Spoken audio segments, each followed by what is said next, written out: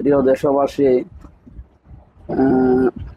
হাদিসের ভেতরে আছে কাফা বিল মারই কাযিবান ইউহাদ্দিসা বিকুল্লি মা সামিয়া। একটা মানুষ মিথ্যাবাদী হওয়ার জন্য এতটুকু যথেষ্ট, যা শোনে তাই বলে।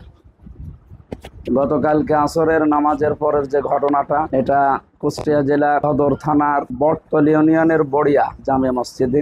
আমরা ওই এলাকায় টাকিমারা এবং বড়িয়া দিয়ে বিকাল 3টা থেকে একেবারে 6টা পর্যন্ত গণসংযোগে ছিলাম। এর ভেতরে আসরের নামাজের সময় হলে ওই মসজিদে নামাজে যায়। নামাজ শেষ করে ইমাম সাহেব আমারে ডাক, বলে আপনি 1-2 মিনিট একটু কথা বলেন। আমি মনে হয় 1 মিনিট কয়েক সেকেন্ড হয়েছে সূরা নেসার 41 নম্বর আয়াতটা পড়ার পরে, সাক্ষী হিসাবে নবীজি থাকবেন কিয়ামতে, আমাদের এই বিষয়টা আমি মানুষকে উদ্বুদ্ধ করছিলাম যে আমাদের জীবন যেন পরিচ্ছন্ন হয়, এমন জীবন গঠন করা দরকার যেন নবীজি সাক্ষী হিসাবে আমাদের অপমান না করে। এই 1 মিনিট কয়েক সেকেন্ডের পরে ওই ভাই, ওখানে ওনার নাম মনে হয় আব্দুল হান্নান, উনি বিএনপির ওই এলাকার সভাপতি ইউনিয়নের এবং মসজিদের দায়িত্বে আছে, উনি উঠে বলছে যে রাজনৈতিক কথা বলা যাবে না। আমি তো তখন জবাব দিতে গিয়ে বললাম যে আমি তো শুরু করিনি এখন। এর ভেতরে 4-5 জন সে ওনারে বকাঝকা করে এবং ধরে বাইরে নিয়ে আসি। এরপরে ওনারে বাইরে থেকে নিয়ে 10 মিনিট পরে এই গন্ডগোল মিটে যাওয়ার পর আমি আবার ডাকি। এরপর আমি আরো 5 মিনিট কথা বলি। ইমাম সাহেব ছিল, উনিও ছিল, যারা উচ্চবাচ্য করেছে সবার পক্ষ থেকে ওনার হাত ধরে বুকে বুক মিলিয়ে বললাম যে যা হয়ে গেছে তো অনাকাঙ্ক্ষিত, এটা এখানেই ভুলে যান।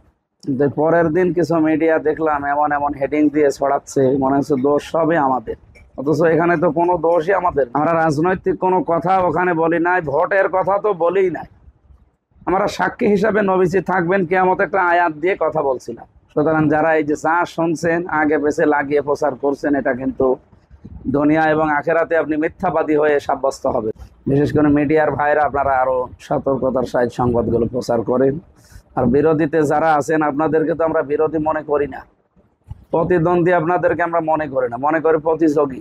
আপনারা নিজেরা প্রতিদ্বন্দ্বী ভাবেন কেন? এরপরে ইঞ্জিনিয়ার জাকির হোসেন সরকার ওই সাংবাদিকদের ওই ঘটনার পরে দেখলাম উনি মন্তব্য দিয়েছেন যে মসজিদে রাজনৈতিক কথা বলা অনুচিত। জাকির ভাই, আপনি আমাদের বড় ভাই। মসজিদ যে কিসের জন্য তৈরি হয়েছে, নবীজির যুগ থেকে আপনি আরম্ভ করে দেখেন, ইতিহাসগুলো হয়তো আপনি ভাবে পড়েননি, পড়লে দেখবেন মুসলমানদের যত কাজ কারবার সব মসজিদ কেন্দ্রিক। বিচার আচার থেকে সামাজিক কাজ, রাষ্ট্রীয় কাজ, এমনকি এটা মুসলিম কমিউনিটি বলা হয়, বিবাহ শাদী পর্যন্ত মসজিদে সেখানে পড়ানো হয়ে থাকে। আমি বাইরের দেশগুলোতে, বিশেষ করে সৌদি আরবে আপনি যান, মালয়েশিয়াতে যান, মসজিদ সেখানে মানে একটা বিশাল, মানে মুসলমানদের বিশাল কিছু। এটা এখানে 92% মুসলমান, আপনি মসজিদে এ সমস্ত কথা বলতে দেবেন না, রাজনীতি বলে চালিয়ে দেবেন। তো মসজিদে কোরআনের কথা বললে যদি রাজনীতি হয়, তাহলে আমরা কালকে দেখলাম ওখানে ভোট গণনা চলছে বিএনপির এক ভাইদের, সেখানে নারী পুরুষ এক জায়গায় মসজিদের ভেতরে ভোটের ওই স্লিপ গণনা করছে। এটা জায়েজ হয় কি করে? এটা তো আরো বড় রাজনীতি করলেন।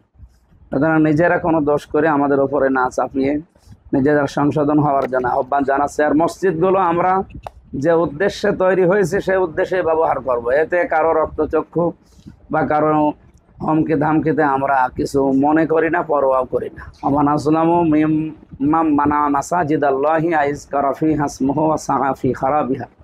কোরআনে কারিমে সূরা বাকারার 114 নম্বর আয়াতে আছে, আল্লাহর কাছে বড় জালেম তারা যারা আল্লাহর ঘরে আল্লাহর নাম এবং আল্লাহর আলোচনা হতে দেয় না। সুতরাং আমরা তো ইসলামের জন্যই মসজিদগুলো, মাদ্রাসাগুলো এবং ইসলামী যে সমস্ত সেন্টারগুলো আছে ব্যবহার করে থাকি। আপনারাও আসেন, আপনারাও ব্যবহার করেন, আমাদের নিষেধ।